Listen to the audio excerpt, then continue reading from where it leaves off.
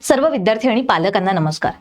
इयत्ता 5वी साठीची जी ऑलिम्पियाडची परीक्षा आहे, या परीक्षेमध्ये कुठल्या पद्धतीचे प्रश्न येतात, त्याचे सिलेबस काय आहे, टॉपिक्स कुठले असतात, या सगळ्या विषयांवर आपण आज चर्चा करणार आहोत। कालच्या व्हिडिओमध्येच मी तुम्हाला सांगितलं होतं की एकूण 4 सेक्शन असतात, ठीक आहे। आता या 4 सेक्शन मध्ये कशा पद्धतीचे मार्क मिळतात, किती प्रश्न विचारले जातात, प्रत्येक प्रश्नाला किती मार्क असतात, हे सगळं मी तुम्हाला कालच्या व्हिडिओमध्ये एक्सप्लेन केलं होतं। आता ह्या प्रत्येक सेक्शन मध्ये कुठल्या टॉपिकवर प्रश्न येतात हे आपण आज डिस्कस करणार आहोत, ठीक आहे। तो पहिले तर आपले जे 4 सेक्शन आहे ते 4 सेक्शन आपण लक्षात घेऊयात। ते 4 सेक्शन कुठले आहेत? पहिला आहे तुमचा तर्कशक्ती, लॉजिकल रिझनिंग, दुसरा आहे तुमचा गणिती कौशल्य, तिसरा आहे तुमचा दैनंदिन गणित आणि चौथा आहे तुमचा अचीवर सेक्शन। असे हे 4 सेक्शन्स आहेत। 4 सेक्शन मध्ये मी तुम्हाला कालच्या व्हिडिओमध्ये सांगितले होते की प्रत्येक सेक्शन मध्ये किती प्रश्न येतात आणि प्रत्येक प्रश्नाला किती गुण असतात, ठीक आहे। मग आता ऑलिम्पियाडच्या परीक्षेची ह्या 4 यांची जर तुम्हाला तयारी करायची असेल, इयत्ता 5वीच्या गणितासाठी इग्नाइट पाठशालेतर्फे आम्ही घेऊन आलेलो आहोत एक ऑनलाईन क्लास, ज्याच्यामध्ये तुम्हाला लाईव्ह आणि रेकॉर्डेड अशा दोन्ही पद्धतींचे लेक्चर मिळतील। आता ही जी बॅच आहे, ही बॅच सुरू होते 15 जून 2026 पासून। या बॅच मध्ये तुमचा संपूर्ण अभ्यासक्रम, जो काही अभ्यासक्रम मी आज तुम्हाला सांगणार आहे, जो ऑलरेडी ऑलिम्पियाड कडनं आलेला जो काही सिलेबस आहे, तो सगळ्याचा सगळा सिलेबस आपण कव्हर करणार आहोत। प्लस त्या सिलेबसवर ज्या पद्धतीचे प्रश्न मागील वर्षी आलेले आहेत, त्या पद्धतीच्या प्रश्नांची घेऊन आपण एक टेस्ट सिरीज सुद्धा विद्यार्थ्यांची घेणार आहोत। त्यासोबत विद्यार्थ्यांना जे काही शंका आहेत ते शंका आणि पालकांना ज्या काही शंका असतील त्या शंका यांच्यासाठी वेगळे सत्र सुद्धा आपण घेणार आहोत। तो अशा पद्धतीने हा जो सगळा क्लास आहे, या क्लासमध्ये पहिल्या 500 विद्यार्थ्यांसाठी, जे कोणी विद्यार्थी सुरुवातीला ऍडमिशन घेतील अशा 500 विद्यार्थ्यांसाठीची फी आहे 999 रुपये। लवकरात लवकर ऍडमिशन घ्या, म्हणजे तुम्हाला या कमीत कमी फी मध्ये बॅच जी आहे ती बॅच विकत मिळेल, नाही तर मग तुम्हाला बॅचची किंमत पुढे वाढलेली मिळेल, ठीक आहे।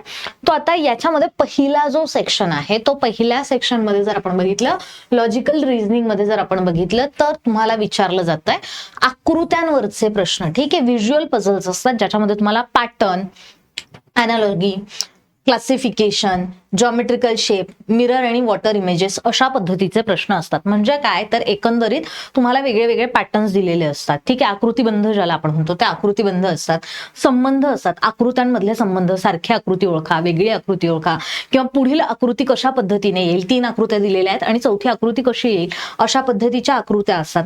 आकृत्यांवर जे काही वेगळे क्लासिफिकेशन आहेत ते असतं। त्याच्यानंतर वेगळे वेगळे जॉमेट्रिकल शेप असतात, पाण्यातील प्रतिमा आणि मिरर म्हणजे आरशातील प्रतिमा सुद्धा तुम्हाला असतात।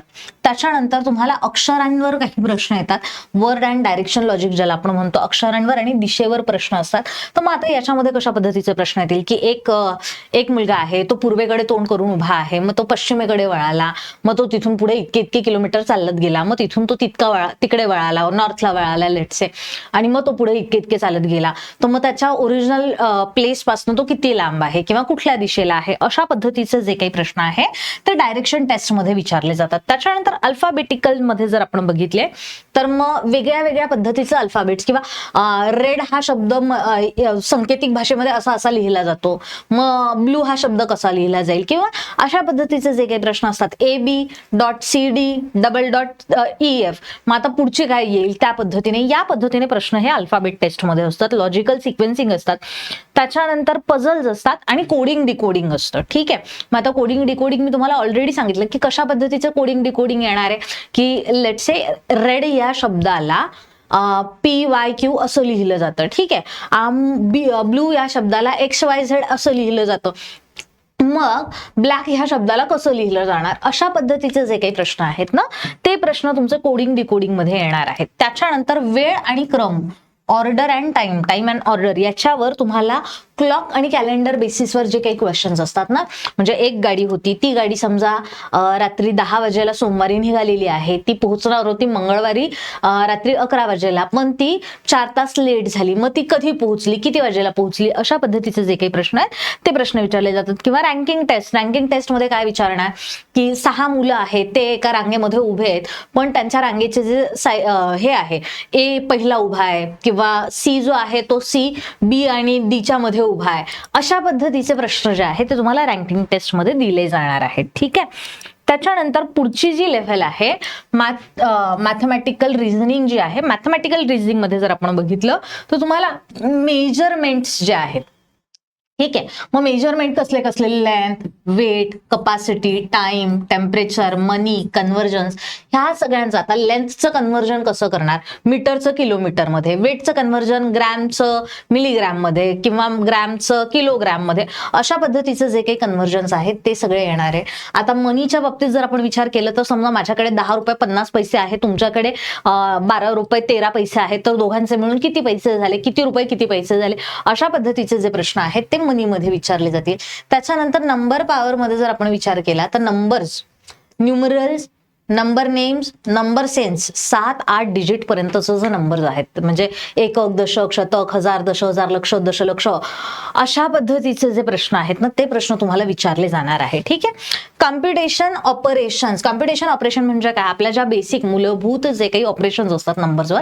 आता मूलभूत ऑपरेशन कुठले झालेत नंबरवर, सगळ्यात पहिले येतं तुमचं बेरीज, दुसरं येतं तुमचं वजाबाकी, तिसरं येतं तुमचा गुणाकार आणि चौथा येतो तुमचा भागाकार.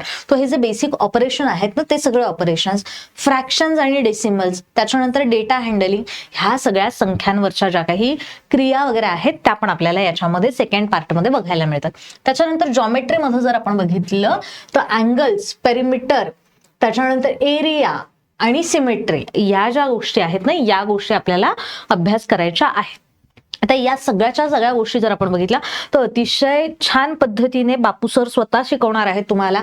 त्याच्यानंतर आता थर्ड लेवल जे आहे, थर्ड लेवलमध्ये जर आपण बघितलं तर थर्ड लेवलचा सिलेबस जो आहे तो फक्त काय होतो, आपला फर्स्ट लेवलचा आणि सेकंड लेवलचा जो काही सिलेबस आपण बघितला तोच सिलेबस पण इन डिटेल. ठीक आहे.